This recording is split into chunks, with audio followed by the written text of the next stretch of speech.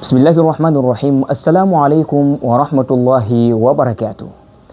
Nikukaribishe katika kipindi maalumu kabisa. Ni kipindi cha kuyaangazia maneno ya wenye hikma katika maisha ya wale walioishi katika mazingira ya kuzitumia vyema akili zao. Kinaitwa Hikamul Hukama fi Hayati al-Uqala. Na katika kipindi hiki leo tuyaangazie maneno ya mmoja katika wenye akili ambaye anaitwa Taifur ibn Isa, maarufu anaitwa Abu Yazid al-Bastami. Ana maneno ambayo ameyatolea muongozo kwa mtu yoyote mwenye akili, naye akiamua kuyashika basi bila shaka anaweza akasimama imara katika maisha yake. Alisema, halakul khalqi fi shay'ain, tarkul hurmati wa nisyanul minna. Alisema kwamba kuangamia kwa viumbe, kuangamia kwa wanadamu kunapatikana katika mambo makuu mawili. Jambo la kwanza, kuacha heshima, na jambo la pili, kusahau neema.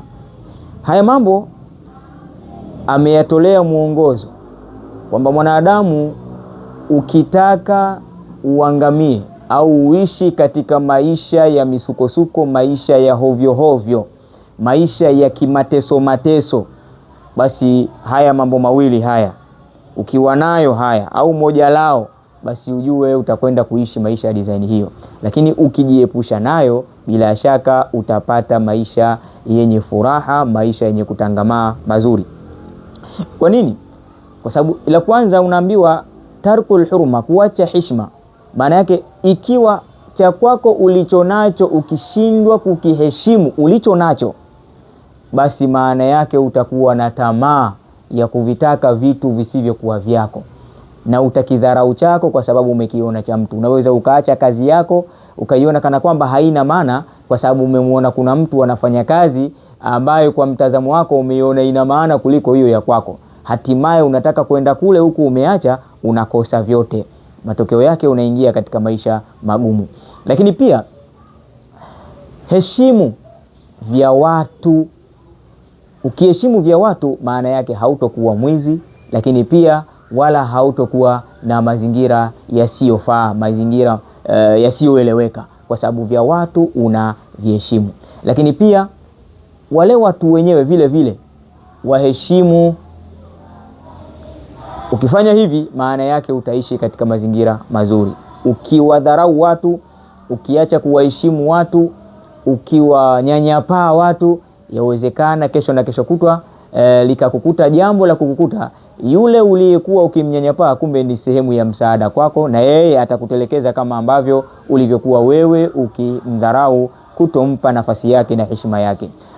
Lakini pia aliposema nisyanul minna, kusahau neema, kwamba Mwenyezi Mungu Subhanahu wa Ta'ala akikupa neema, ukijisahaulisha kwenye neema ambayo uliyokuwa nayo, ukaona kana kwamba iko ulichomiliki ni vitu vya kawaida kawaida tu, labda umepata kwa ujanja fulani tu, unaweza ukatumbukia mahala pabaya. Kwa hiyo kila ulichokuwa nacho ambacho kipo katika milki yako, hiyo ni neema yako. Hiyo ni neema ya viungo ulivyokuwa navyo, umetimia, una mikono miwili, una miguu miwili, una macho, kwa sababu wako watu ambao wamekosa katika hivyo ambavyo we unavyo. Kwa hiyo ukikumbuka kwamba hiyo ni neema, basi itakufanya uishi katika mazingira ya kuitunza neema yako.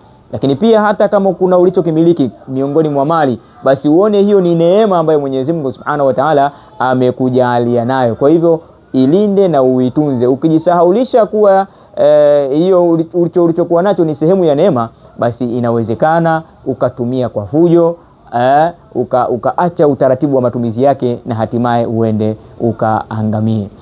Tumuombe sana Mwenyezi Mungu Subhanahu wa Ta'ala hikima hii, maneno haya ya hikima kutoka kwa huyu mwenye hikima, kutokana na maisha yake yaliyoishi ya kutumia akili pana, na sisi itusaidie katika maisha yetu tuheshimu vyetu na vya watu, lakini pia tukumbuke na tusisahau neema ambazo Mwenyezi Mungu Subhanahu wa Ta'ala ametujalia nazo. Kufanya hivyo ni kutengeneza usalama wa maisha yetu. Wassalamu alaikum wa rahmatullahi wa barakatuh.